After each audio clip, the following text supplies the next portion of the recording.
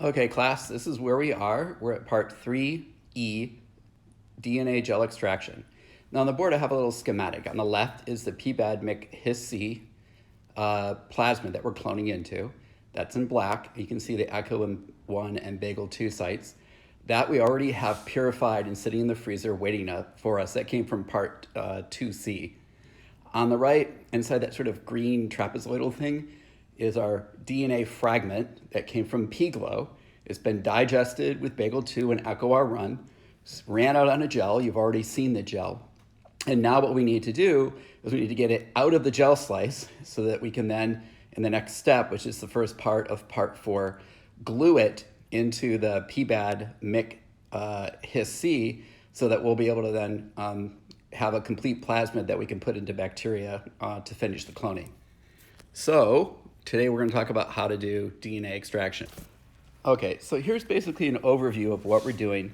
You can see I've got all sorts of tubes all lined up. The ones in the front have the gel slices already in them and they've been weighed.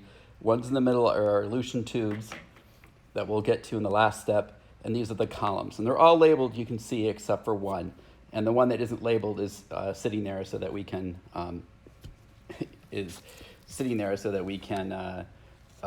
demonstrate what we're doing at each step, although I have all the steps done. All the various reagents are here that we are going to be using, pipettes, everything. Now, as a general overview of what we're doing, the DNA fragment's already been cut out with a scalpel. I've already put it into all these tubes and I've weighed them, but I haven't added the CG buffer because I wanted to show you that. Then I'm going to incubate them, and I don't use 50 degrees, I use 55 degrees for 10 minutes to melt them, and I typically don't vortex them to help mix. At that temperature they melt fine. After that, when the slice is completely melted, we have to add some isopropanol. Again, we're adding one buffer. So let's say the slice weighs 0.1 grams, and that means we add 100 microliters, because 0.1 grams is 100 milligrams, which is the same thing in weight as 100 microliters. So that's because of the density of water is about 1 gram per milliliter. That's why it works out like that. All right, so let's see. Let's go from there to the next page. We'll see what we're doing. Okay, so we put the column in, spin it. You can see our centrifuge is handy. It's right there. So, and once we do that, we discard the flow through and we do what we usually do. We add 0.75 mils of PE, spin it, throw away the bottom, discard the flow through, and then we spin it again just to get really dry. And then finally we put it into our elution tubes, which will be these little white tubes back here that I haven't put the columns into. And I think we're going to elute with 30 microliters instead of 50 microliters for this. Okay, so the next step is we're going to turn this on. We're going to weigh it. The tube itself weighed 1.05 grams. Let it go to 0. The tube with the gel slice is 1.16 grams. Hopefully you can see that, 1.16. That's a difference of 0.11 grams. 0.11 times 3 is 0.33, so we need 330 microliters of QG that we're going to add to this tube. Okay, and I've already added QG to all the other tubes, so we're all set to go. Okay, so we'll just take this over to the water bath. You just have to put everything in. So we've got the water bath set to about 55 degrees. I'm gonna just put everybody's samples in. Now, do you notice that as I put them in, I don't shove them all the way down so the rim is touching the yellow. You wanna keep the edge with the cap a little bit above. Okay, you want to try not to contaminate it. So just got to stick them all in. You might have noticed if you counted the tubes that we have 14, we don't have 15. That's because KPs did not have any DNA, so I did not make a gel slice for that. But it's okay, because when we get a little further, we'll just take somebody else's stuff and give it to her. Okay, so now we just got to start the timer. It's going to be 10 minutes, so time to pause again. Okay, it's been about 10 minutes, so we're going to grab out the tubes. Okay, you can turn this off. And now what we're going to do is put it back in the rack, and then we're going to start adding isopropyl alcohol. How much do we add? We add 1 volume, and I'll show you that. Okay, so for Amari's sample, mass of the gel slice is 116, mass of the tube without the gel slice is 105. So that's 111 microliters, 110 microliters that we have to add. And we're adding isopropyl alcohol. Okay. Now, all of these need to be mixed a little bit. They've all had the isopropyl alcohol added. If you forget to add the isopropyl alcohol, guess what? Your DNA won't stick to the column and you just might as well start over. So that's out of the way. Now we're on to this. So let's see, we do need to label it. So this is Amari. All the other ones are already labeled. And so now we just gotta switch pipettes and pipette everything into the top using the big pipettes. And again, the volume doesn't need to be that precisely measured. I'm gonna probably just set it for 750 microliters, and I'm just gonna try to make sure I get all of it transferred to the top of the column. So this, again, we're just gonna do Amari sample. So you see I got it all. Move it over to the column, drop it in, cap it, and then I move it back 1 row so that I know that I've already done it. And I'll just do that for all the rest. I'm gonna pause while I do that. Okay, so I got all 14 tubes processed. I also have 1 balance tube that I just, basically took a junk tube, and I'm gonna add that in. So we're gonna load them up into the centrifuge. Basically, we're gonna put in 5 to a group, 3 groups, and then spin for 1 minute. And then we'll be on to. Okay, so we've got them all.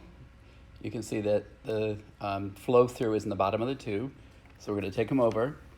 We're gonna empty all the tubes. And then we're gonna add PE to the top. Pretty straightforward doing this. I mean, all we're doing is dumping off into the bottom and putting the column right back, and then we'll put PE in. So, pretty easy to do.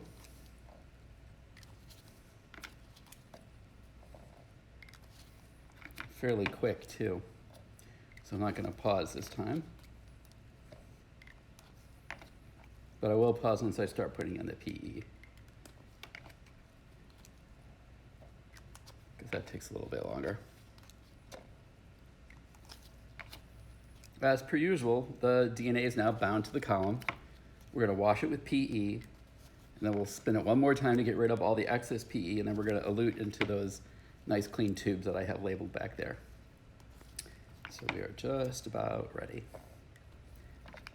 So now we just have to put in 750 microliters of PE into each tube. Now I'm only gonna put it in the first one, and then I'm gonna pause.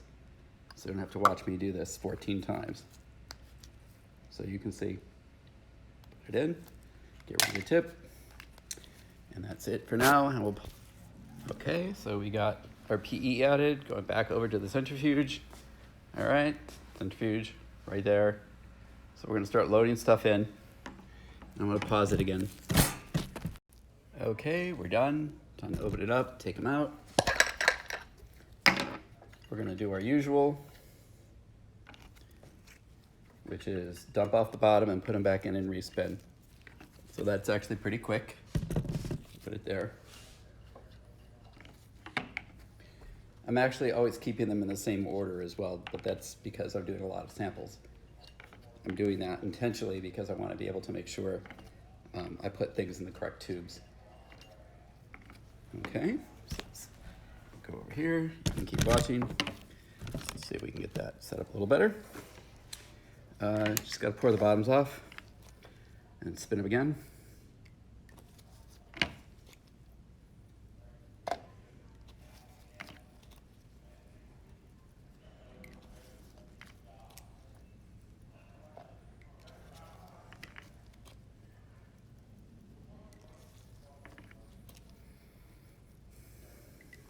I know this is very exciting.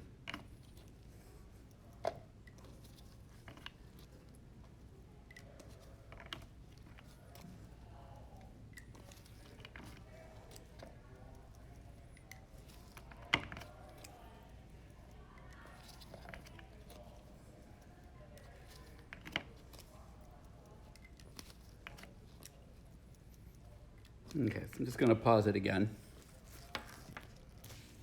All right, so they've been spun again. So now it's just a matter of transferring them. So I'm just gonna open these all up.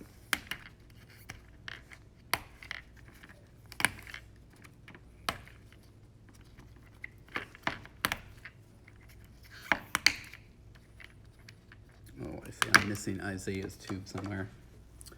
Don't know where I put that. Have to go get one for Isaiah. So let me pause for a sec. Okay, there we go. And now it's just a matter of transferring them and throwing them away. Throw away the bottom. Transfer the top.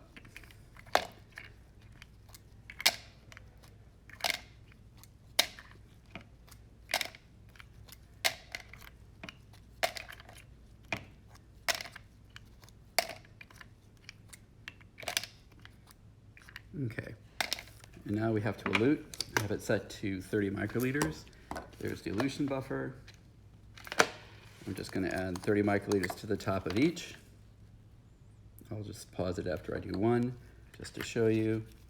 So you pop the top. You wanna reseal it when you're done. And you wanna squirt the 30 microliters right into the middle of the column. You might notice that I move the tubes every time I do something to them. That way I know which ones I've touched. So I know that AB is done, but the rest haven't because they haven't been moved forward. All right, let me pause while I finish this. Okay, so all of them have had the elution buffer added. You're supposed to let it sit for about a minute. So I'm gonna let them sit for a little bit longer. I'm gonna spin them and then we're done. All I have to do is take the bottom tubes.